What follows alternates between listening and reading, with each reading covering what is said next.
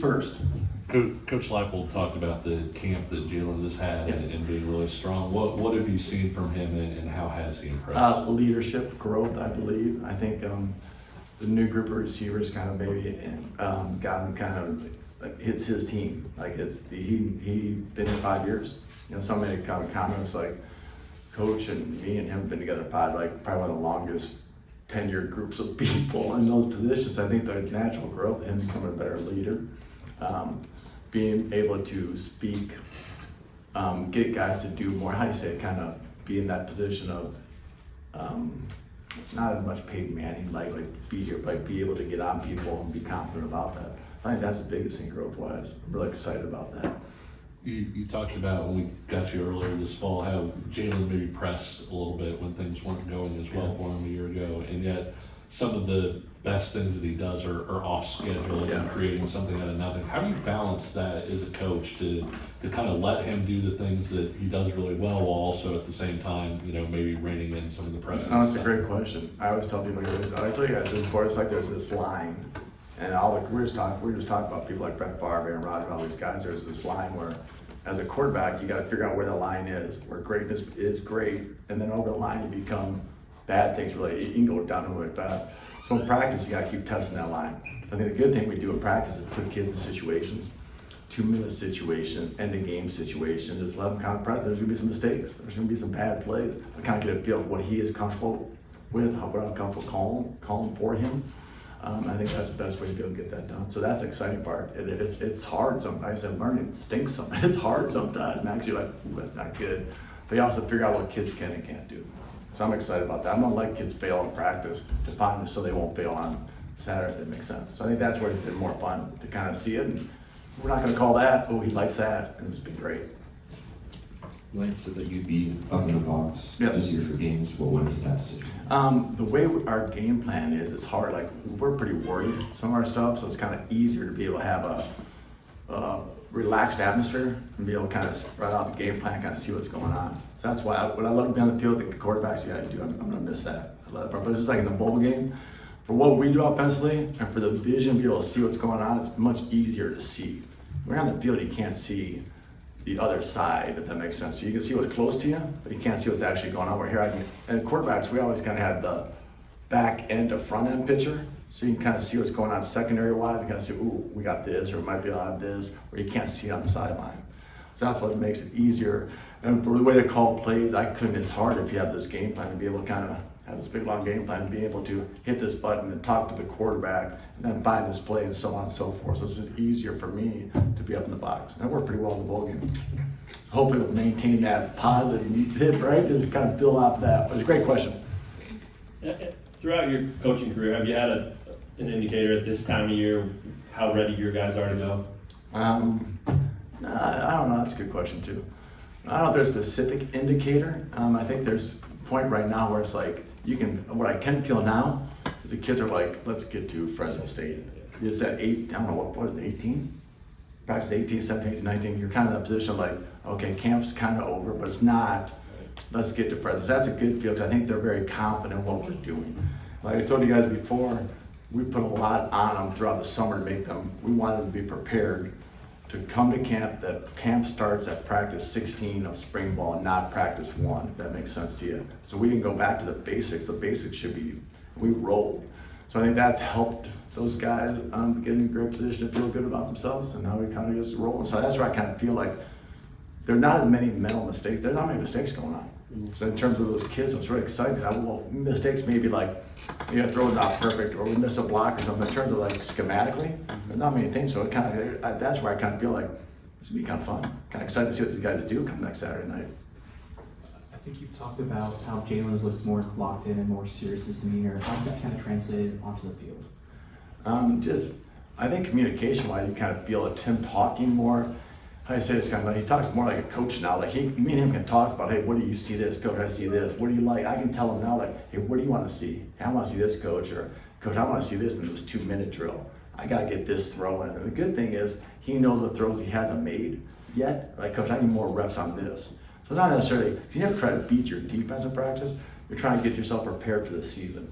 So sometimes it's great now is his communication. Like, coach, I haven't thrown this route or run this option player, done this run game, RPO type deal. You mind putting that, I wanna see that. Now that's the kind of relationship we have now. It's like, what do you need? I need this, coach. And we can sit down and say, hey, what do you like on third down?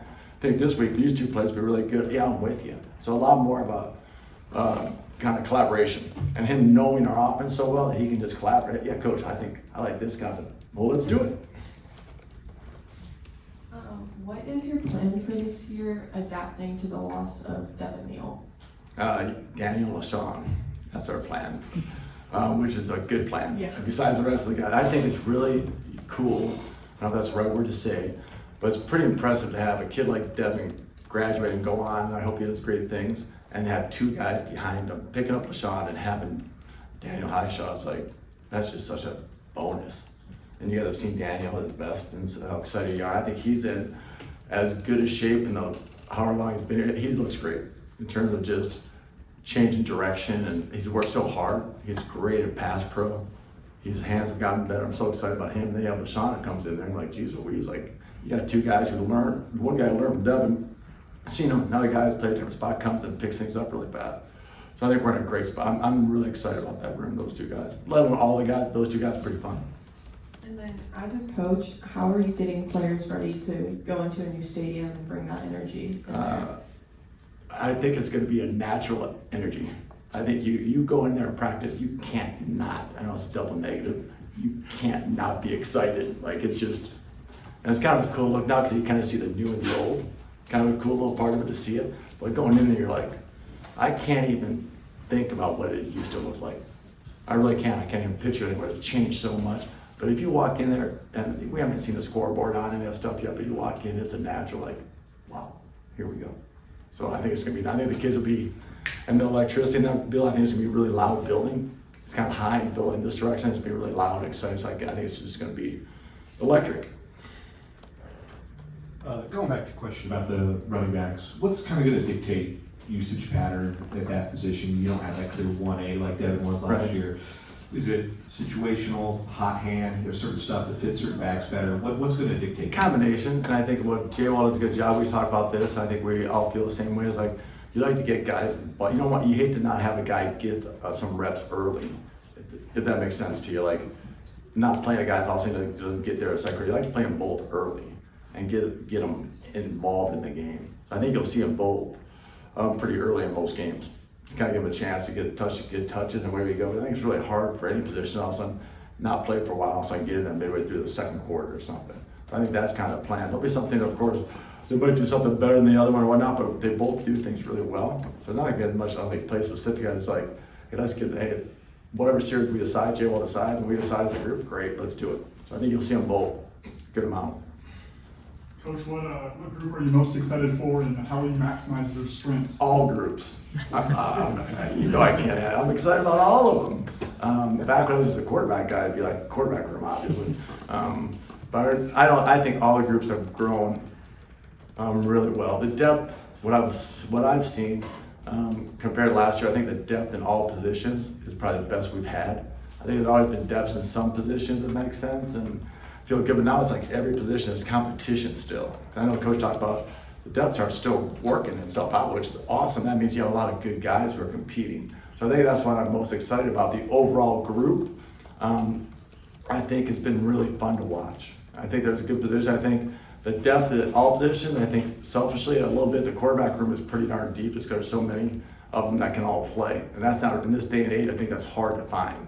So I'm really excited about that room. I'm excited about all the rooms. And one more for me. Michael talked about Deshaun Hannico's growth as a leader. Just wondered if you could add to what you've seen from him and how he's stepping into a new role. I think going through what he's done, I think, and he's kind of jumped in this one, getting out. I think it's also fun for him to see this opportunity. He's getting back to be able to go. Like that's what I've kind of seen in him, the excitement of getting back on the field and playing and growing and stuff. Plus he's an older guy, so I think he's seen a lot, which has helped, you know what I mean? So I think that's what I'm most excited about is watching him. I think you can see him just by being excited to get back on the field and playing. And also having the experience with it, let's go and get it on. No one had been there and done that before. Coach Loppel talked a little bit about the left guard battle. Just what have you seen from the guys there over the last week or so? Good competition. I think growth. I think pushing. I've always said this before. I said the best coaching sometimes comes by guys competing. If you have good competition, sometimes what I've seen in the quarterback world, sometimes this guy makes a play, the other guy wants to make a play. I think that's what happened at that position. I think you've seen some really good things by Mir, and the Big T has kind of come around too, and so on. So it's they're kind of pushing each other. So I've really seen growth by those guys. I think they're making each other better, which is enhanced, creating much more depth for us up front. And with Calvin at left tackle, what sort of growth have you seen from him, both just on the field and also as an Athletic. He's always been obviously the talent to be tremendously really good, and now you see it all kind of coming together, kind of making sense. This whole offense and kind of growing in. I can see him as now being able to play even faster. I'm really excited about him, and he's done a really good job, and he's got a great demeanor, a great spirit, and I think he just keeps growing and growing, becoming better and better every day. I think it's become the confidence within the offense, and with Coach Paulson there, I think it's been an added bonus for him. Hey, Coach, Lance Leipold told us earlier with the new guys that the wide receiver group would be something that fans would notice right away. What have you seen from that group? A group of guys that doesn't care who gets the ball and plays for each other. I've really seen that, and that's not, I don't know if that's always normal everywhere, especially when you got the guys from a bunch of different programs coming in that probably have all gotten the ball a lot or believe that they should have. These guys all come in, there's kind of like, they just want an opportunity to prove themselves. They've all kind of grown and play for each other. It's really impressive. You're gonna see a group of guys who really love playing, that doesn't care, none of them care who gets the ball, or they're gonna block for each other, they're gonna play for each other. I've seen this group of guys run off routes to help their teammates get open 100 miles per hour. They know probably they're not getting the ball, those kind of moments. So I think that's what I'm really impressed about, the group of kids who have I believe they really, really, really like each other and want to perform well and are just as excited when they make a play as excited as they are for their teammates making that play as if they were making a play. And that's what those little things get me excited, because they all got their own strengths and weaknesses. Their strengths obviously, but it's fun to watch them all just kind of play different positions and just roll guys in and out. With regard to the offensive line, again, Coach Paulson had mentioned last week, because of those competitions, you have more depth, and maybe you consider rotating more than in years past. I was wondering what's kind of your perspective or philosophy on rotating on the offensive line? I don't mind it. I believe that if guys are similar, I believe Coach Paul said the same thing. If they're very similar, I don't see why you don't. I don't think that makes sense. Like I know everybody talks about continuity and these 5 guys. Well, when you rotate within practice the way we rotate anyways, the continuity is happening. So I don't think that's as big a deal as for some people. If a guy never played with somebody else, all of a sudden you throw them in. We throw guys in all the time. So it's always happening. Just like the receiver world. Guys are playing with these different groups of receivers all the time, so it's like a constant, they're used to it. So I don't see any reasoning why, if guys are really close, and I think we've done it before, but we have no problem if the guy plays 2 series, the other guy plays 2 series, and away you go. That doesn't affect me at all. It doesn't make me, I'm excited about it, because that means I think both of them are good. I think you struggle up there and neither one of them are good, or as good as they could. You know what I'm saying? Like you're like, trying to find the answer. Like, hey, you got 2 guys who are playing really well. Good playing both.